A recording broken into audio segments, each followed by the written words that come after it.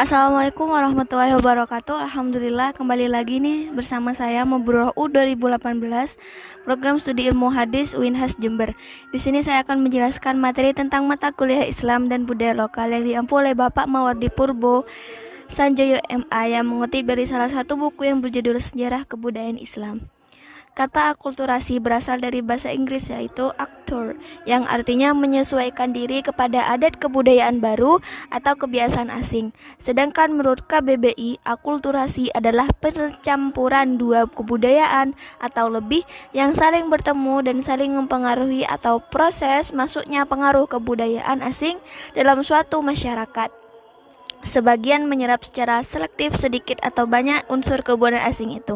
Dari pengertian akulturasi, maka dalam konteks masuknya Islam ke Nusantara dan dalam perkembangan selanjutnya akan telah terjadi interaksi budaya yang saling mempengaruhi.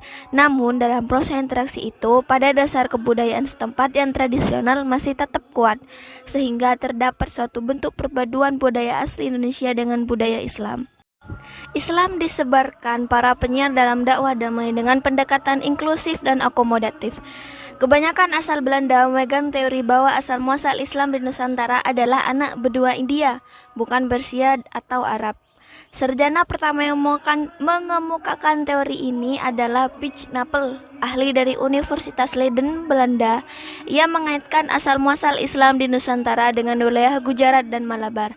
Menurut dia, adalah orang-orang Arab bermazhab Syafi'i yang bermigrasi dan menetap di wilayah India, yang kemudian membawa Islam ke Nusantara. Ada yang mengatakan komunitas Cina Muslim telah memberikan kontribusi yang cukup besar atas perkembangan Islam di Nusantara, khususnya Jawa. Eksistensi Cina Muslim pada awal perkembangan Islam di Jawa tidak hanya ditunjukkan oleh kesaksian para pengalana asing, sumber-sumber Cina, teks lokal Jawa maupun tradisi lisan saja, tetapi juga didukung peninggalan-peninggalan purba kala Islam di Jawa. Misalnya, ukiran pada di Masjid Kuno Mantingan Jepara, Menara Masjid Pecinan Banten, kontribusi pintu makam Sunan Giri di Gresik, arsitektur Keraton Cirebon beserta taman-taman Suyarak, semuanya menunjukkan pengaruh budaya Cina yang cukup kuat. Teori tentang Gujarat sebagai tempat asal Islam di Nusantara terbukti mempunyai kelemahan-kelemahan tertentu. Ini dibuktikan misalnya oleh Marison. Arnold berpendapat bahwa Islam di Nusantara antara lain juga di Coromandel dan Malabar.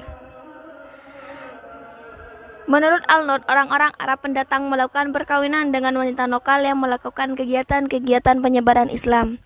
Kaiser memandang Islam Nusantara berasal dari Mesir atas dasar pertimbangan kesamaan kepemilikan penduduk Muslim di kedua wilayah, yaitu bermazhab Syafi'i. Teori Arab ini juga dipegang oleh Nieman dan de Hollander.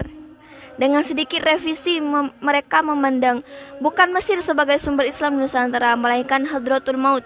Al-Atas menyimpulkan sebelum abad ke-17, literatur keagamaan Islam yang relevan tidak mencatat atau pengarang Muslim India atau karya yang berasal dari India, pengarang-pengarang yang dipandang kebanyakan sarjana Barat sebagai berasal dari Arab atau Persia, dan bahkan apa yang disebut sebagai berasal dari Persia dan pada akhirnya berasal dari Arab, baik secara etnis maupun kultur. Nama-nama dan gelar-gelar para pembawa pertama Islam ke Nusantara menunjukkan bahwa mereka adalah orang-orang Arab atau orang-orang Persia atau Arab Persia. Kebanyakan sarjana bersepakat bahwa di antara para penyebar pertama Islam di Jawa adalah Maulana Malik Ibrahim. Ia dilaporkan mengislamkan kebanyakan wilayah Persia Utara, Jawa, dan bahkan beberapa kali mencoba membujuk Raja Hindu Buddha Majapahit Vikrafardana agar masuk Islam. Kebanyakan sarjana Barat memegang teori bahwa para penyebar pertama kali Islam di Nusantara adalah para pedagang Muslim yang menyebarkan Islam sembari melakukan perdagangan di wilayah ini. Maka komunitas-komunitas Muslim pun tercipta, yang pada gilirannya memainkan andil besar dalam penyebaran Islam. Selanjutnya dikatakan sebagian pedagang ini melakukan perkawinan dengan keluarga bangsawan lokal sehingga memungkinkan mereka atau keturunan-keturunan mereka pada akhirnya mencapai kekuasaan politik yang dapat digunakan untuk melakukan penyebaran Islam.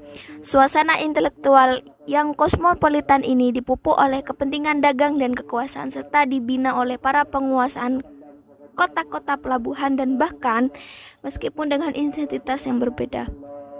Begitu juga oleh mereka yang menguasai wilayah agraris. Dalam suasana inilah secara perlahan dan berangsur-angsur penetrasi Islam terjadi. Tidak memecah belah, tetapi suasana kultur yang kosmopolitan ini tetapi secara perlahan mengubah landasan ideologis dari kosmopolitan ini. Islam datang dan menyebar dengan memakaikan suasana yang telah lebih dahulu berkembang. Sejarah adalah sebuah arena dialog yang terus-menerus antara kenyataan internal dan eksternal. Sejarah merupakan forum di mana manusia atau bisa juga masyarakat mencoba memerangi segala macam hambatan dan tekanan yang menghalangi keinginannya. Dari perspektif ini, tradisi dapat dilihat dari suasana kebebasan manusia yang harus mengarahkan dialog terus-menerus dengan kenyataan yang struktural dan eksternal.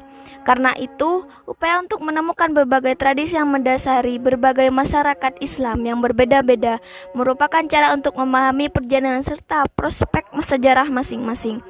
Menurut Tom Peirce, ada 3 corak proses Islamisasi. Yang pertama, perdagangan Muslim mendirikan pusat kekuasaan lokal yang baru.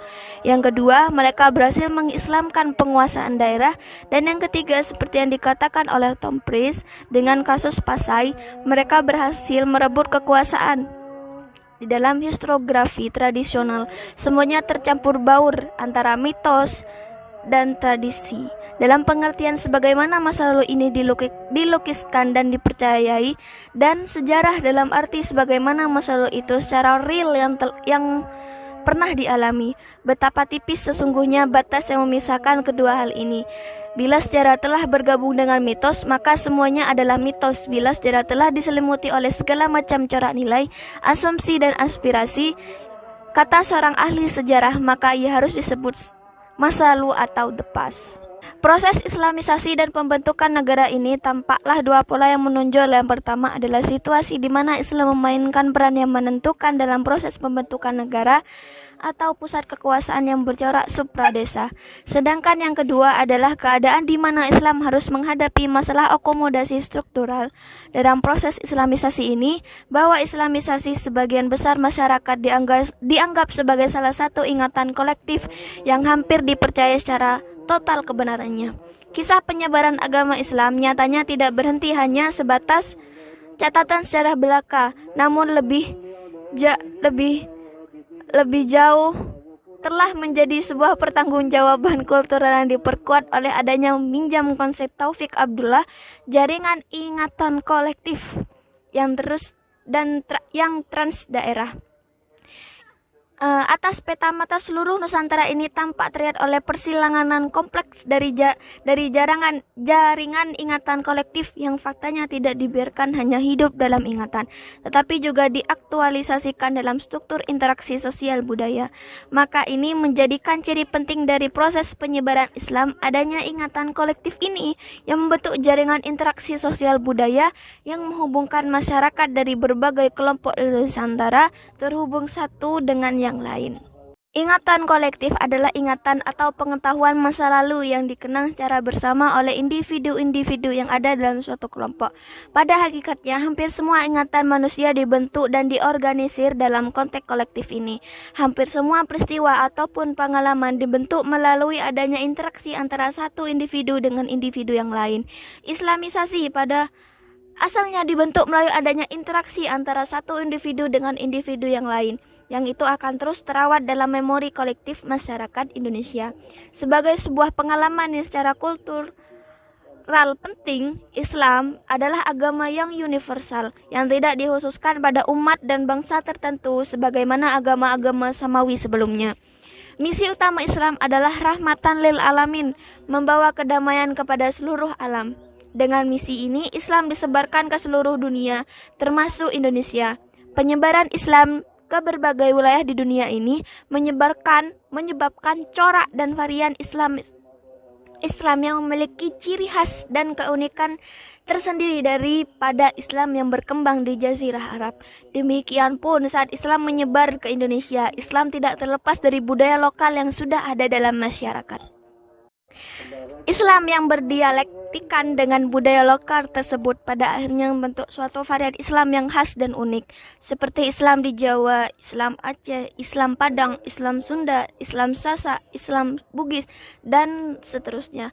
Varian Islam tersebut bukanlah Islam yang tercerabut dari akar kemurniannya, tetapi Islam yang di dalamnya yang telah beralkulturasi dengan budaya lokal. Jadi untuk strategi pengembangan budaya Islam di Indonesia kita perlu bervisi ke depannya. Kenapa harus budaya? Kenapa tidak yang lain? Karena budaya menyentuh seluruh aspek dan dimensi cara pandang, sikap hidup, serta aktualisasinya dalam kehidupan manusia. Baik, inilah penjelasan yang saya pahami dari buku yang dikutip berjudul Sejarah Kebudayaan Islam. Mungkin hanya itu yang bisa saya jelaskan. Terima kasih, sampai ketemu di video selanjutnya. Wassalamualaikum warahmatullahi wabarakatuh.